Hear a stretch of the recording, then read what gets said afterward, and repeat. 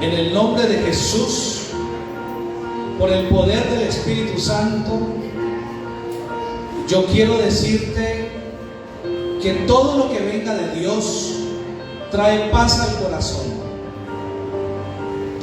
No nos dejemos engañar muchas veces por nuestras propias emociones y experimentemos la libertad, el shalom de Dios, porque el demonio es astuto. Él quiere interrumpir nuestra vida, es especialista. Pero aquí, en este lugar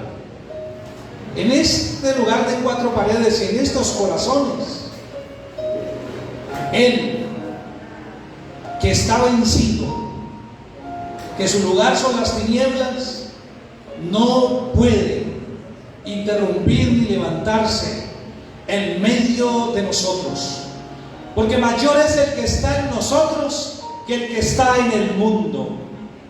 Y en nosotros está el Espíritu de Dios, y donde está el Espíritu de Dios hay libertad, hay salvación, hay sanidades, hay milagros, hay provisión.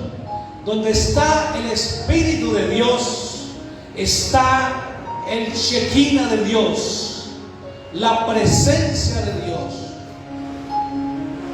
Experimente, iglesia, la presencia de Dios en su vida. No acepte otra cosa. Dios está aquí para liberar, para ministrar, para sanar. Padre, en el nombre de Jesús, colocamos en esta hora nuestras vidas, para que seas tú hablándonos al corazón.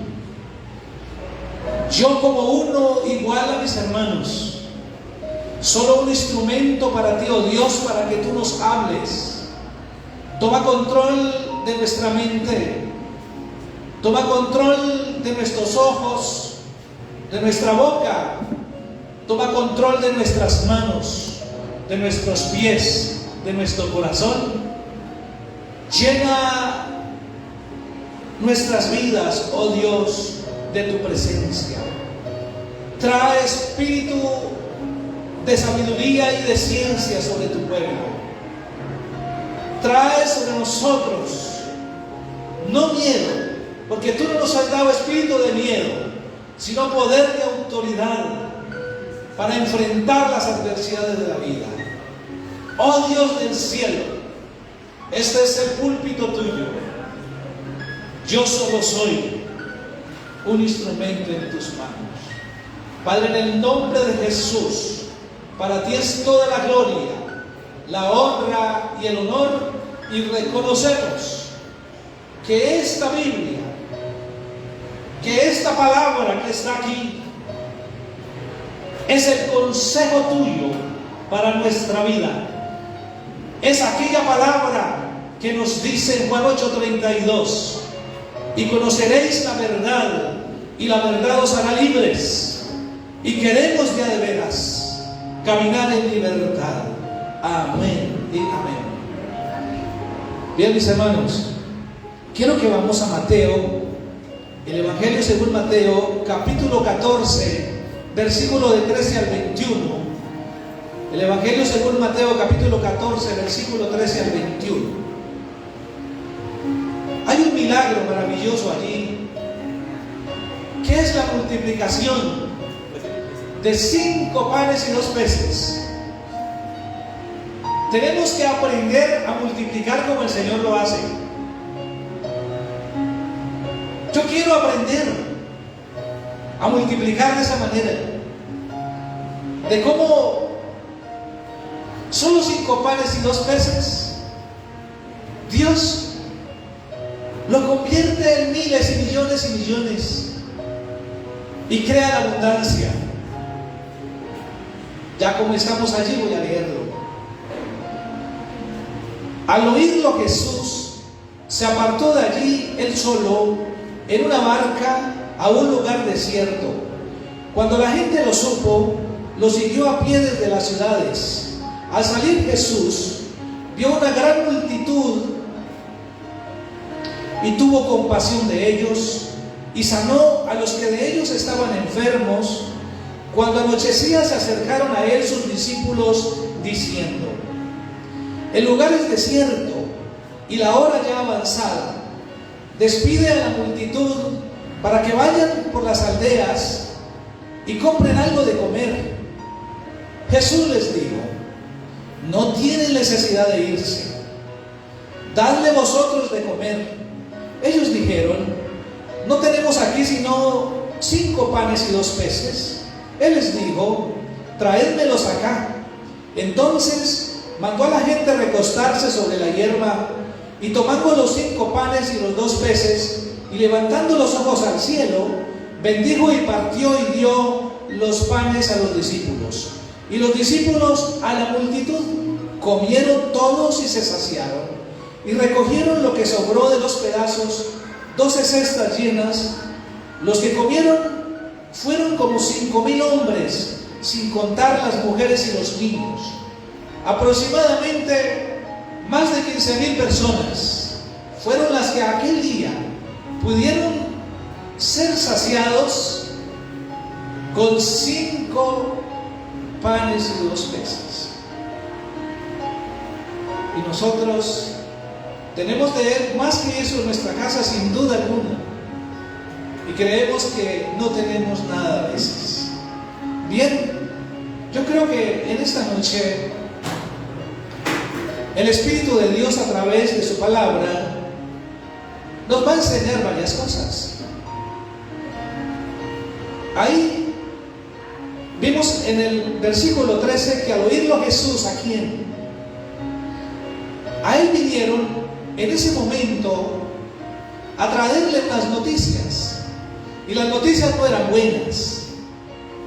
Vinieron a decirle que su primo Juan el Bautista lo habían decapitado. Herodes lo había mandado a hacer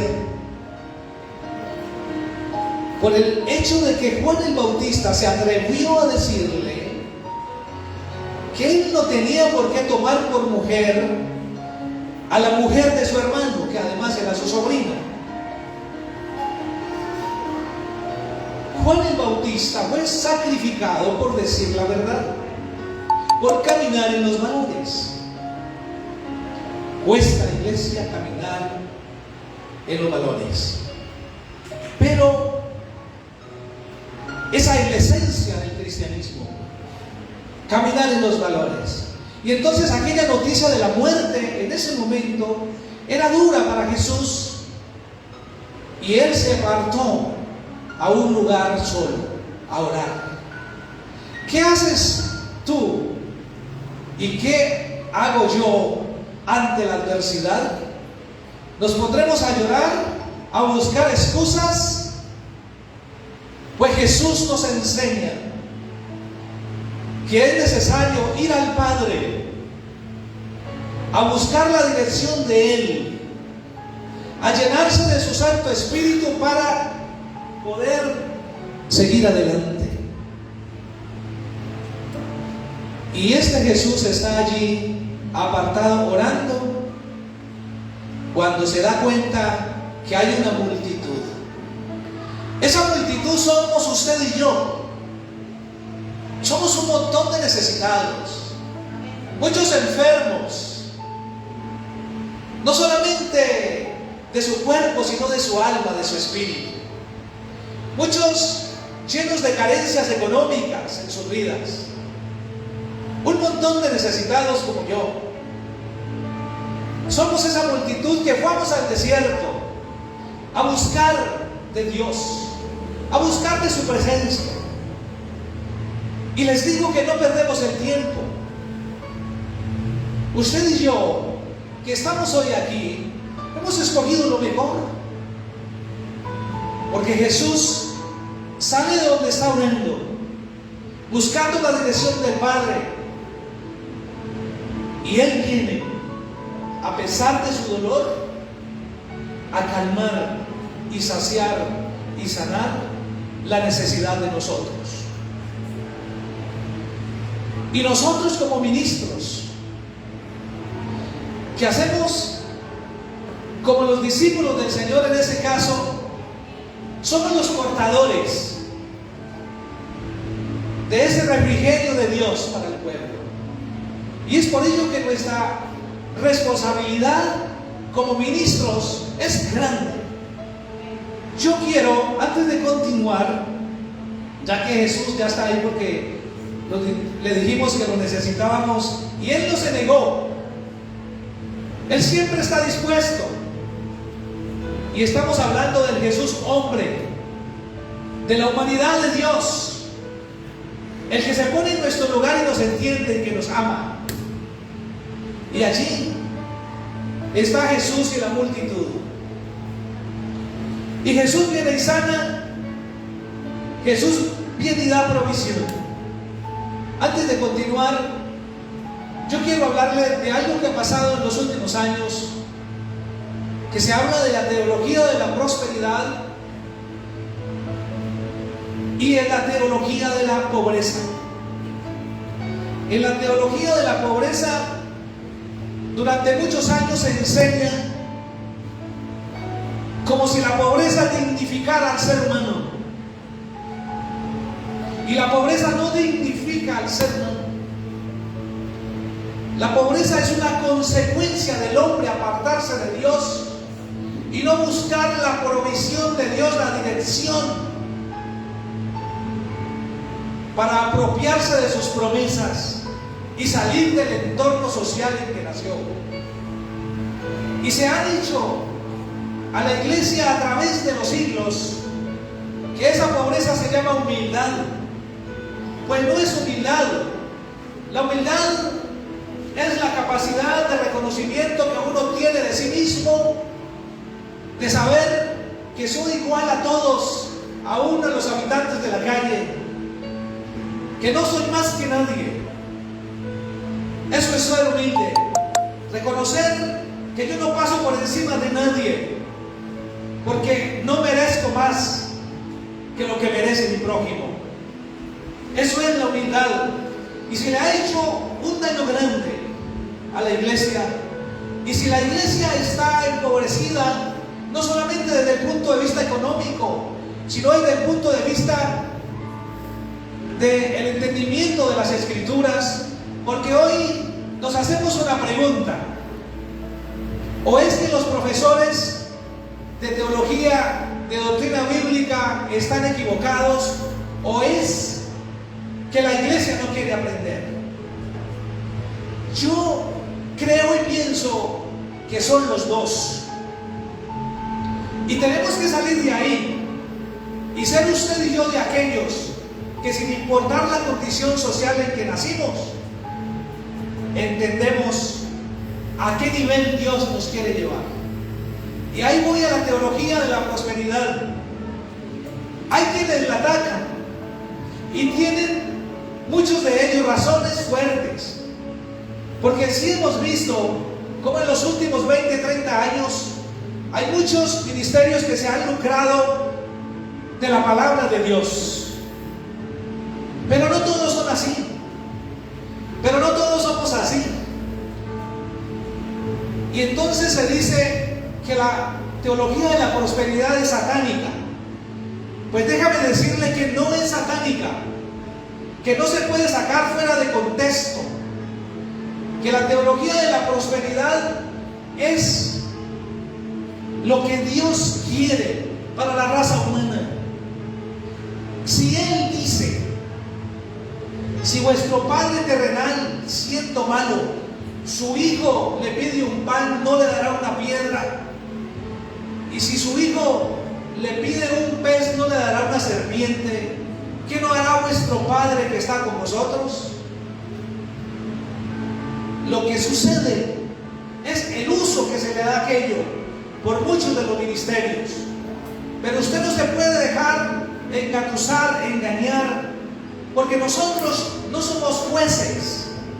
Nosotros somos abogados con la palabra de Dios en nuestro corazón, y eso lo hacemos los ministros. No somos jueces, no juzgamos a nadie.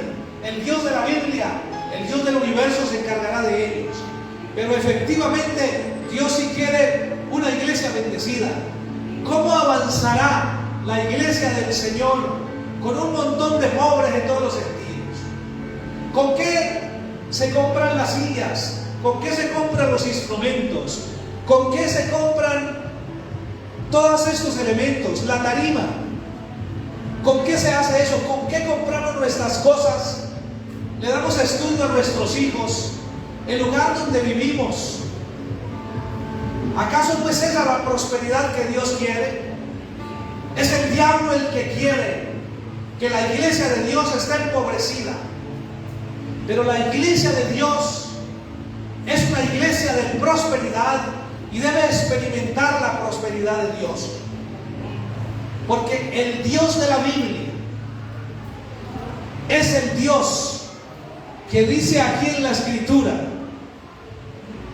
en Deuteronomio 8:18, dice: acuérdate de Jehová tu Dios, porque Él es el que te da el poder para hacer las riquezas.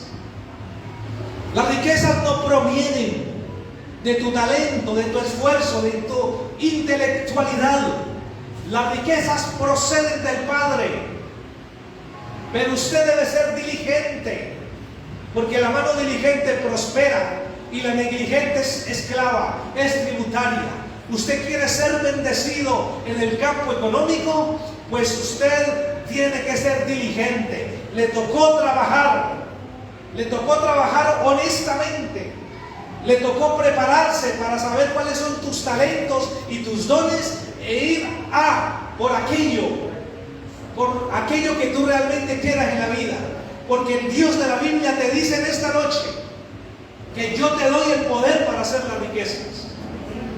Eso no lo dice el predicador, lo dice el Dios de la Biblia. Yo soy el que te da el poder para hacer las riquezas, a fin de confirmar el pacto que juró a tus padres, como lo hace hoy en el nombre de Jesús. Y en esta hora, y vive Jehová en cuya presencia estoy, que si usted cree esta palabra y si usted es diligente en su vida personal, en su vida de familia, de trabajo, de empresa, la miseria jamás te alcanzará. Solo te alcanzará la prosperidad de Dios, para que usted pueda disfrutar de abundancia y no de la escasez. Eso es lo que vamos a ver aquí en este texto milagroso, de que el Dios de la Biblia, a través de Jesús, hombre, multiplica los panes y los peces. Y ese Jesús, hombre, nos está enseñando que usted y yo podemos hacerlo. Dice Juan 14, 12 y 13, dice: ustedes, dice el Señor, las obras que yo hago, mayores harán, porque yo voy al Padre, y todo lo que pida al Padre en el nombre de Jesús, lo haré. No lo hace usted, lo hace Dios, pero a través de tu boca, de tu mente, del trabajo que haces con tus manos, trabajo honesto y esforzado. Y Dios bendice la mano que trabaja, iglesia. Eso es lo que yo veo en ustedes. Y Dios está empezando a obrar grandemente en nuestra iglesia. Dios ha derramado de su espíritu, está derramando su poder para todo el que crea y quiera recibirlo. El Dios de la Biblia quiere hacer entre nosotros milagros, prodigios, señales. Y eso es lo único que nos hace diferentes a este mundo. Porque cuando nuestras fuerzas se acaban en nuestra naturaleza humana, vamos por lo sobrenatural en el nombre de Jesús y obtenemos lo que naturalmente no podemos obtener. Ese es el Dios de la Biblia. Vuelvo aquí al texto. Primero, al oírlo Jesús se apartó de allí, él solo en la barca, a un lugar desierto, y cuando la gente lo supo, lo siguió a pie desde las ciudades. Eso es un esfuerzo que usted y yo tenemos que hacer por la búsqueda de Dios. Hay cosas que sacrificar, pero son aquellas cosas que no bendicen nuestra vida, No importa cuán haya que avanzar y cuánto haya que caminar. Y no importa cuántas noches tendremos que orar y clamar a Dios, como lo estaba haciendo Jesús, hasta que recibamos la respuesta. Pero la respuesta llega. Aquí les está llegando a ellos. Al salir Jesús de una gran multitud, tuvo compasión de ellos. La compasión es un atributo de Dios que estaba en Jesús de Nazaret y debe estar en nosotros. Y antes de la compasión, ¿qué tiene que haber para que usted sienta compasión por alguien? Tiene que haber amor. Y quiero decirle, en Romanos 5:5 dice que Dios, a través de su Santo Espíritu, derramó su amor a nuestro corazón. No hay excusa para no tener compasión por los demás, porque el amor de Dios, si tú abres el corazón y lo recibes, está allí para potenciarte. Y si no hay compasión, no pasa nada. Aquí Jesús tuvo compasión.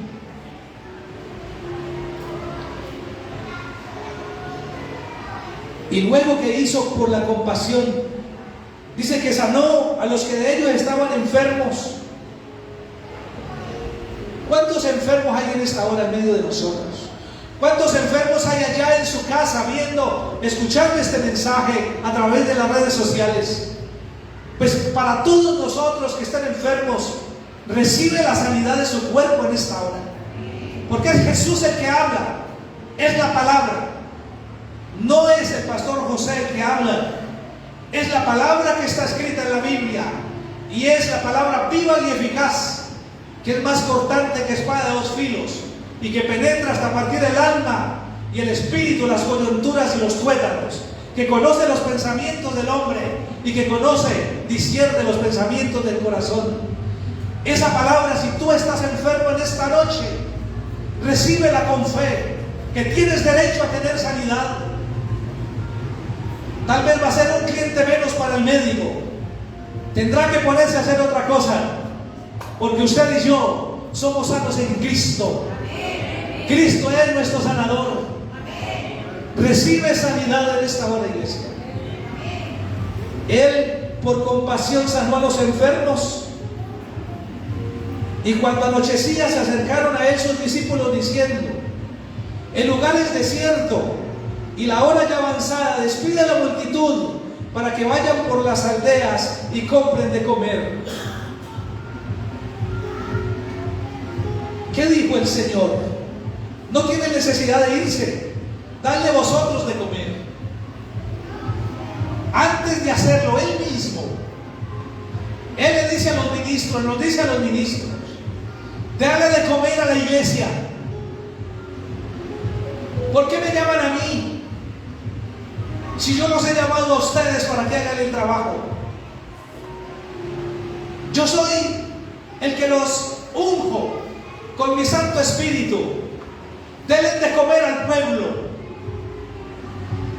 Pero ellos en ese momento no supieron qué hacer. Tenían que orar. Tenían que buscar soluciones. Pero no las encontraron, no las buscaron. Le diremos a nuestro Señor: hay un trabajo que tenemos que hacer nosotros, y hay un trabajo que Dios hace a través de nosotros. No tiene necesidad de irse, dale vosotros de comer, dice el Señor. Pero ellos no accionaron la fe. Ellos no accionaron Juan 14, 12 y 13, como lo dije ahora, que cosas más grandes harán. Ellos están esperando a ver qué Dios hace. Y Dios está esperando a ver qué hace la iglesia. Porque solo los valientes arrancarán el reino de los cielos. Y eso somos usted y yo, guerreros y guerreras como las que este fin de semana van a reunirse para impactar, para arrebatar el reino de Dios. Porque somos los valientes. Lo logramos. El cobarde, incrédulo, se queda en el camino.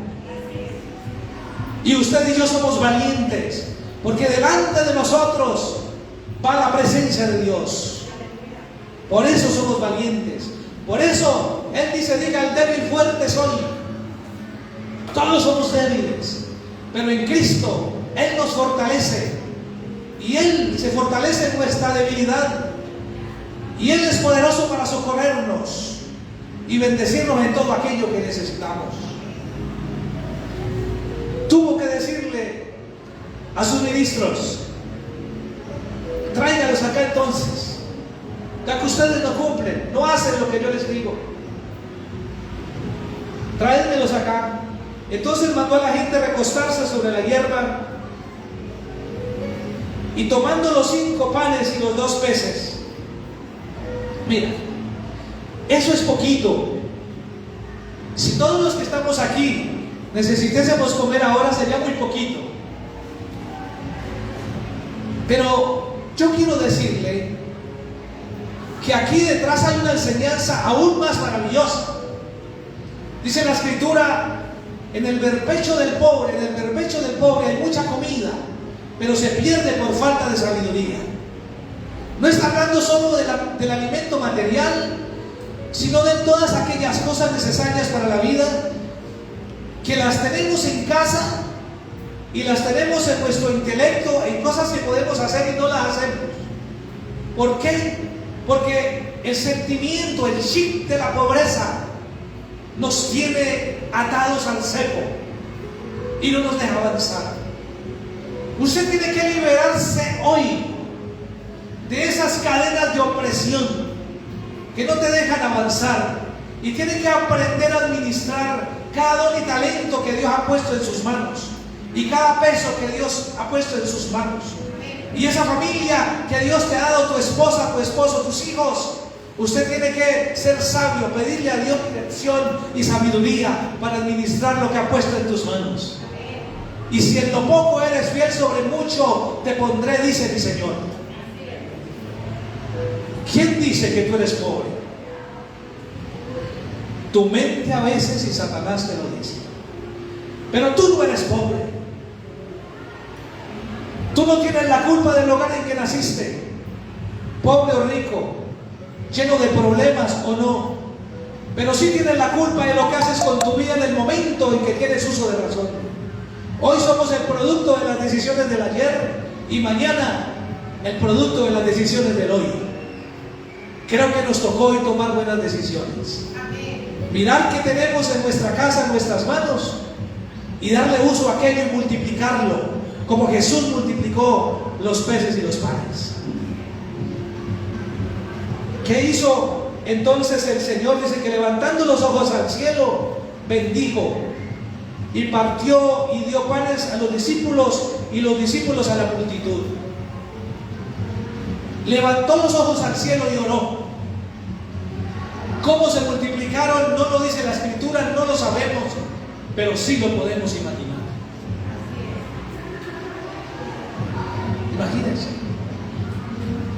Imagínense esa bandeja con 5 pancitos. Los había llevado, tal vez decía que un niño, un jovencito los tenía en una bolsa, tal vez apachurraditos, tal vez tiesos, esos peces tal vez un poco rancios, pero el Dios de la Biblia hace milagros, y Él quiere que usted y yo declaremos en el nombre de Jesús la palabra y hacer que las cosas sucedan. Él oró al Padre. ¿Qué es lo primero que usted y yo debemos hacer? Orar, ir al Padre, arrodillarnos delante de Él, no ir donde nuestro vecino o donde alguien a llevarle nuestro problema. El especialista para mi problema y el suyo es el Dios de la Biblia, Jesús de Nazaret, aquel que murió en la cruz para darnos la salvación. Y una vez que se multiplicaron los panes, dice que Dios dio a los discípulos y los discípulos a la multitud. ¿Cómo puede un ministro, caminando en la vida de problema en problema, caminando la vida de angustia en angustia, de necesidad en necesidad, cómo puede bendecir a su pueblo? Por eso nosotros mayormente como ministros tendremos que ser prosperados. Que el Dios de la Biblia lo quiere hacer, para poderle enseñar a ustedes, pero darle nuestro ejemplo de vida, de que es verdad. Que podamos decir como el apóstol Pablo: yo sé en quién he creído, yo sé que mi Redentor vive. Y como el apóstol Pablo que dice: yo no necesito el dinero del pueblo de la iglesia, porque estas manos trabajan haciendo tiendas. ¿Acaso no puede vivir entonces un pastor de los diezmos y en las ofrendas? Pues claro que sí. Si se dedica completamente en un momento dado, que eso es maravilloso, pienso yo, dedicarse completamente al ministerio es maravilloso, puede vivir dignamente. Pero también la iglesia, también enseñarle a la iglesia a ser diligente, a que nadie esté sin oficio, porque el Señor dice: el que no trabaje, que no coma. Entonces no puedo trabajar. Alguien me preguntó estos días: pastor, es que yo sé que Dios es primero, pero la iglesia, hago muchas cosas en la iglesia, no es de acá, ¿no? Claro, eso es de otro lugar, y esa persona no sabe bien cómo son las prioridades que debemos tener. Y se los digo en el nombre de Jesús: Dios sobre todas las cosas. Porque si aún mi padre y mi madre me dejen, Jehová con todo me recoge. El único que no me desecha es Dios. Mi esposo se puede ir, mi esposa se puede ir, mis hijos me pueden abandonar, mis amigos también, el pastor también me puede dejar a un lado, pero solo Dios está conmigo. Y aquel día que vaya delante del Padre, que dice que en aquel día cada uno será juzgado por lo que hizo mientras vivía, sea bueno o malo, se presentará delante de Dios, no se presentará con nadie sino solo. Entonces, mi prioridad y la tuya, su comunión con Dios. ¿Cuál es lo segundo? La familia, la esposa, el esposo, tus papás, tus hijos, ese núcleo familiar, tus hermanos, ese núcleo familiar, esa es prioridad de su vida. ¿Qué es lo tercero? Me pregunta, ahí hay una situación que analizar. Para la mayoría de las iglesias se ha enseñado a través del tiempo que tercero es la iglesia y cuarto el trabajo. Yo no estoy de acuerdo. No estoy de acuerdo desde el punto de vista de la Biblia que eso sea de esa manera. ¿Por qué? Dime una cosa. La Biblia dice: el que no provee para su casa es peor que un incrédulo. Si yo les hago esta situación, hace unos 28 años me voy con un hermano en la fe, ministro, y visitamos un pastor muy reconocido. Y aquel pastor estaba, una vez que nos atendió, llegó una jovencita en minifalda y mal hablada. Se veía por encima que Dios no estaba presente en su vida. Pero aquel pastor dijo ese día, cuando se fue, digo: si ella es mi hija, ella es mi hija, pero yo, por estar ocupado en la iglesia, he descuidado a mi esposa y a mis hijos. Y hoy estoy tratando de acomodar las cosas. Y mire lo que me ha pasado. Entonces digo: aún usted como ministerio, como ministro llamado, es la familia primero que el ministerio. Es lo que Dios le va a demandar un día. Porque usted primero es esposo, es padre, es madre, que ministro. Y si no provee para su casa, entonces si no trabaja porque mantiene la iglesia, ¿a qué horas va a trabajar para conseguir las cosas de su vida? ¿A qué hora?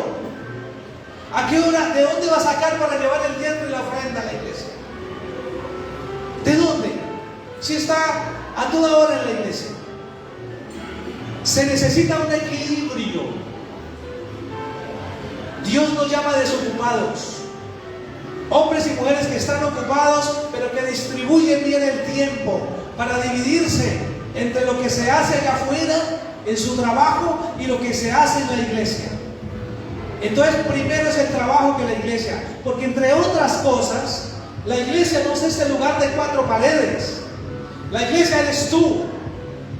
Yo no habito en un lugar de 4 paredes, dice el Señor, sino en el corazón del hombre.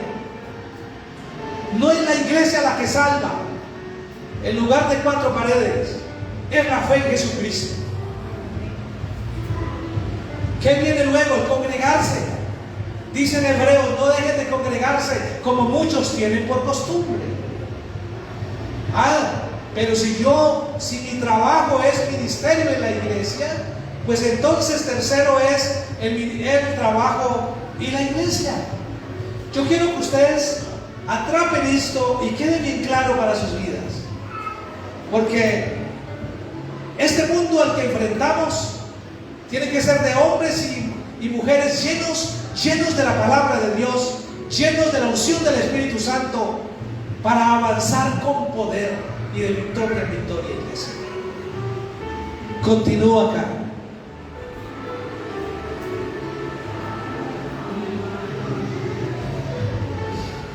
Orando, llevando nuestras cosas al cielo, delante del Padre. Versículo 20. Comieron todos y se saciaron, y recogieron lo que sobró de los pedazos, 12 cestas llenas. Comieron todos y se saciaron. Hay pobreza ahí, hermano. Cuando usted y yo en la vida hemos tenido que ir con unas ganas de comerse algo o de ponerse algo, y tenemos que simplemente disfrutar el olor, porque si voy y compro aquello, hay otras necesidades más básicas que nos van a hacer falta.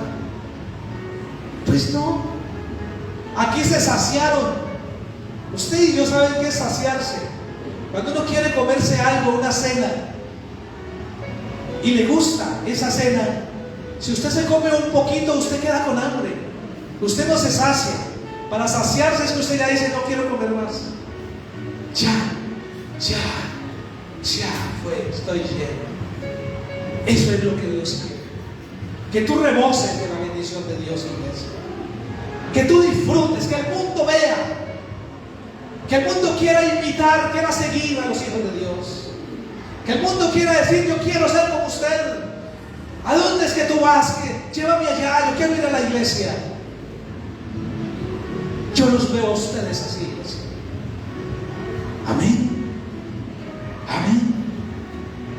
Comieron y se saciaron, y mira lo que pasó. Y recogieron lo que sobró de los pedazos, 12 cestas llenas. No se desperdician las cosas, no se desperdician los recursos, no se desperdicia la comida. No desperdicies la comida de tu casa. Haga lo que necesitas para saciarte. Pero hay millones de personas aguantando hambre sin nada que comer. Y si te sobra la comida, entonces dala al que la necesita. Porque dice el Señor aquí,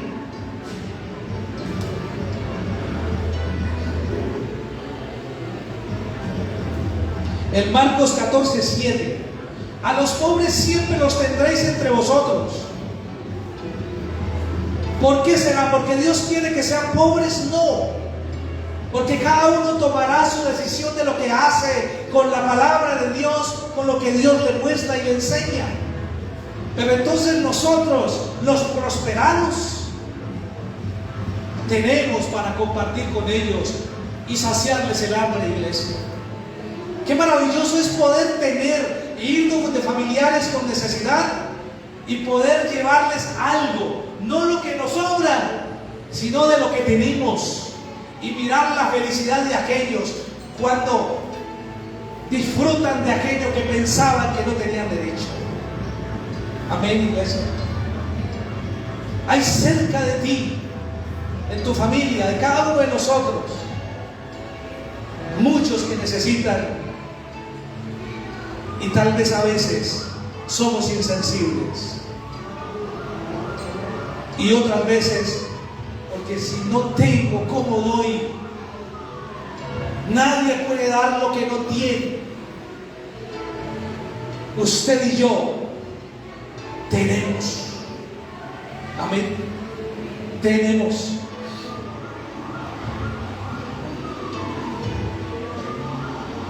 Fue cuando dice aquí que recogieron los pedazos en la canasta.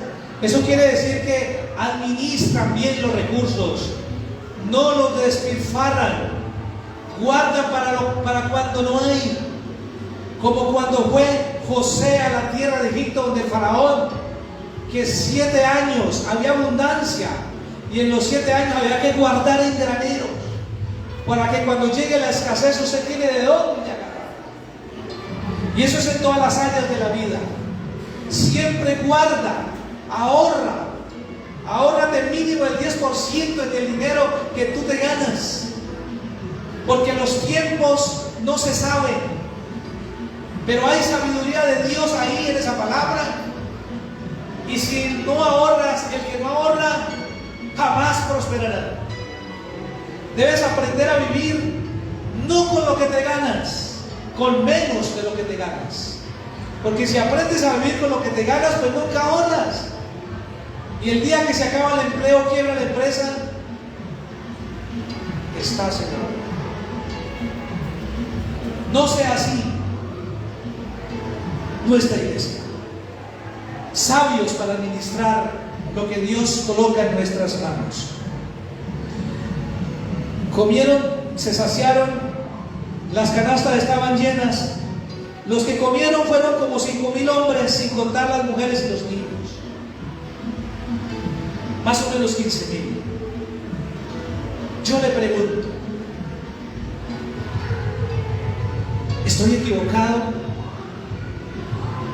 cuando les digo que el Dios de la Biblia es un Dios de prosperidad? El Dios de la Biblia, como el mejor padre, quiere tu bienestar y no tu pobreza y necesidad. El Dios de la Biblia quiere que hoy usted y yo nos apropiemos de esa palabra,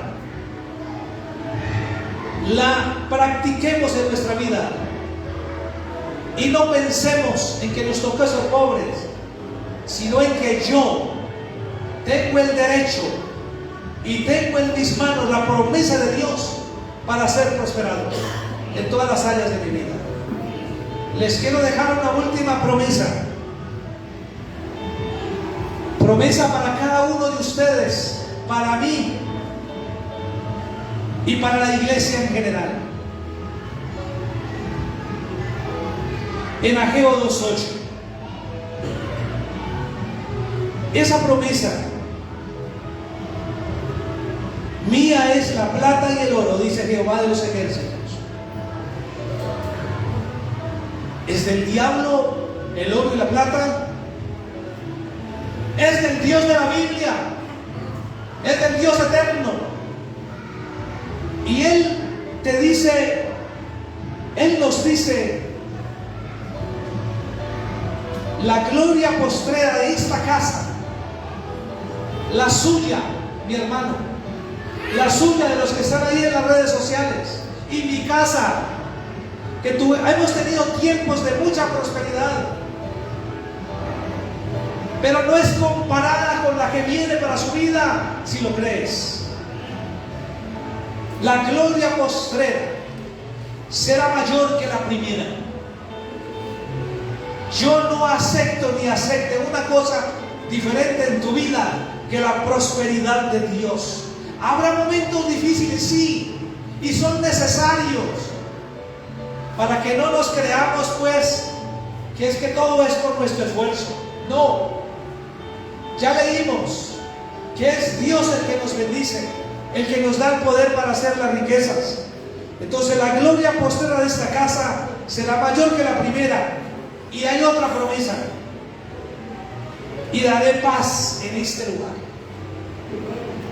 Paz para tu corazón, paz para tu familia, paz en tu empresa, ya sea que eres empresario o que trabajas en una empresa, y paz en medio de la iglesia. ¿Cuál paz? No la que está ajena a las dificultades, sino la paz que en medio de las dificultades usted se mantiene firme y su corazón está tranquilo y tranquila, porque sabe que la presencia de Dios está en tu vida, iglesia. Y esa paz de Dios que sobrepasa todo entendimiento guardará tu corazón y tus pensamientos en Cristo Jesús. No hay diablo que pueda contigo, no hay maldad humana que pueda contigo, porque en ti está el poderoso de Israel. Dale un aplauso, Señor. Ponte de pie.